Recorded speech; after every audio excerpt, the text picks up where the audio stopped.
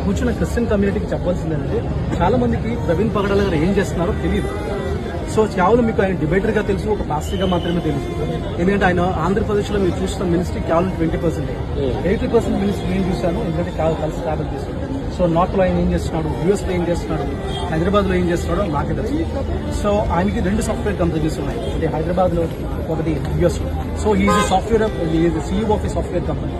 So ఆయన అంత మాత్రమే కాదు, చాలా మంది ఈవెన్ ఆ సాఫ్ట్వేర్ కంపెనీస్ లో దేవుని విలువలతో ఒక సాఫ్ట్వేర్ కంపెనీ అది ఎట్లా ఉంటుంది అని అంటే, వాచ్మ్యాన్ దగ్గర నుంచి మేనేజర్ వరకు అందరికీ ఈక్వల్ గా ఇన్సూరెన్స్ పాలసీ ఉంటుంది.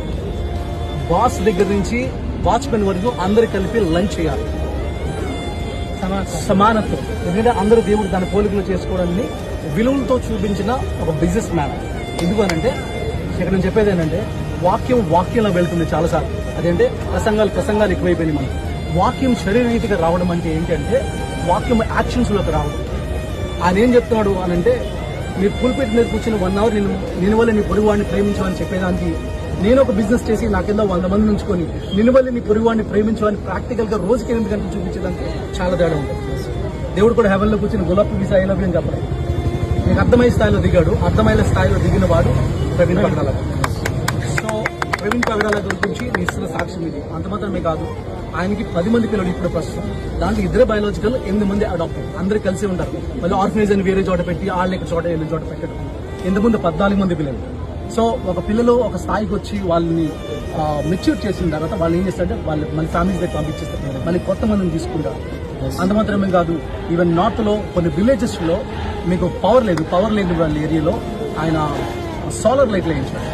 ఈవెన్ మీకు తెలుసు, పాండమిక్ టైంలో, అంటే కోవిడ్ టైంలో మనకి ఒక పాస్టర్గా పేరు చెప్పదలుచుకోలేదు, కానీ ఒక పాపులర్ ఒక సెలబ్రిటీ పాస్టర్గా ఉన్న ఆయన 4 కార్లు వేసి 4 బస్సులు వేసి కేసీఆర్ని పిలిచి పెద్ద హడావుట్ చేశారు.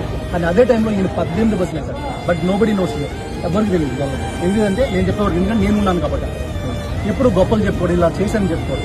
ప్రతి ఇండివిజువల్ కాల్ చేస్తాను, అది మాత్రం పక్కన పెడితే.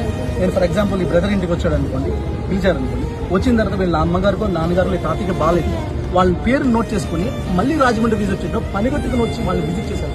అలాగా వీక్లీ వన్స్ ఒక టైం పెట్టుకుంటాడు, ఒక డేట్ పెట్టుకుని ఆ డేట్ లో ఓన్లీ ఓల్డ్ పీపుల్ తిరిగి వాళ్ళని పరామర్శించి, వాళ్ళకి అవసరతలు ఉంటాయి కదా, వాళ్ళకి డిజైర్స్ ఉంటాయి. బాబు నాకు పలానా చోటకి వెళ్ళాలంటే ఈయన కావాలని చర్చ్ మానేసి వేరే పాస్టర్ గారు చెప్పి వీళ్ళు తీసుకుని వాళ్ళకి ఇష్టమైన చర్చ తీసుకుంటారు.